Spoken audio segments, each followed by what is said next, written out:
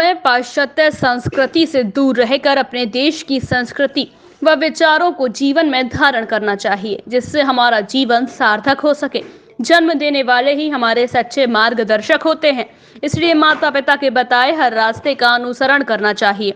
ये कहना था सिकंदरा स्थित संत श्री आसाराम जी स्कूल आश्रम में सत्संग के दौरान हरिनारायण गर्ग और जीवट राम वासवानी का। श्री योग वेदांत समिति की ओर से आश्रम में मातृ पितृ पूजन दिवस हर्षोल्लास के साथ मनाया गया। कार्यक्रम की शुरुआत हेमंत सिकरवार के सत्संग से की गई। मुख्य अतिथि डॉक्टर राजीव उपाध्याय का आश्रम समिति ने भव्य स्वागत किया। महासचिव राजेश चतुर्वेदी ने कहा कि कोई माँ बाप नहीं चाहते कि हमारा बेटा या बेटी शादी के पहले ही किसी के चक्कर में आकर ओज तेजहीन तन मन व दिल दिमाग से कमजोर हो जाएं।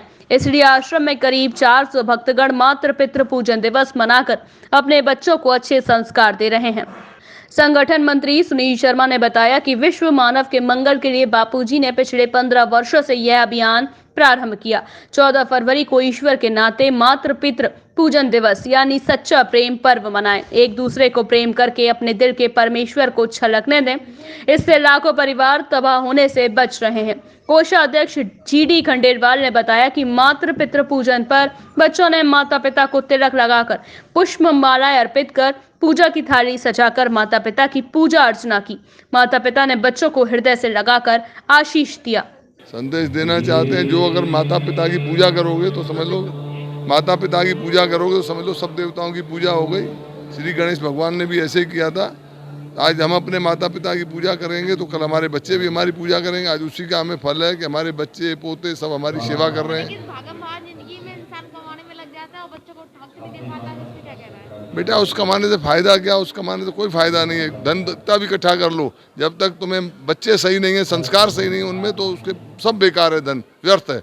हम अगर पैसा कमा के ढेर कर लें, खाली भागम भाग में लगे रहें, तो उससे कोई फायदा नहीं है। जिंदगी का सुख नहीं है। खाली पैसा इकट्ठा कर लो, छोड़ के मर जाओगे, क्या होगा?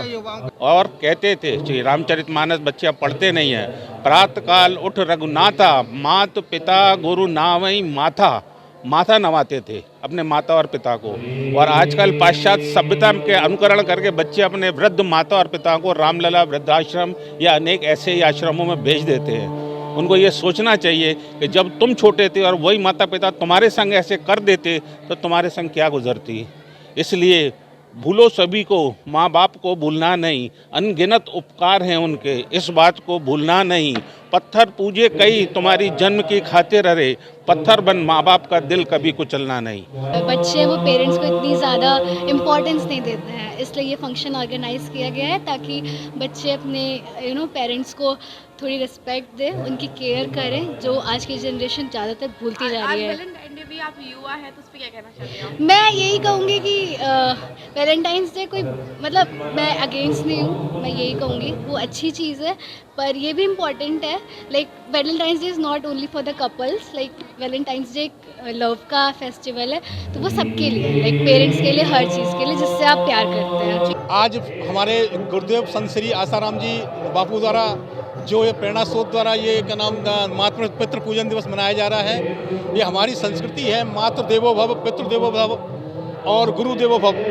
भगवान राम भी सुबह उठ के ही अपने माता पिता के चरणों का वंदन करते थे। ये हमारी संस्कृति है, इसी को आगे बढ़ाते हुए हमारे पूज्य श्री ने ये कार्यक्रम शुरू कराया है, जो पूरे भारत में भी मनाया जा रहा है और कई जगह विदेशों में मनाया जा रहा है।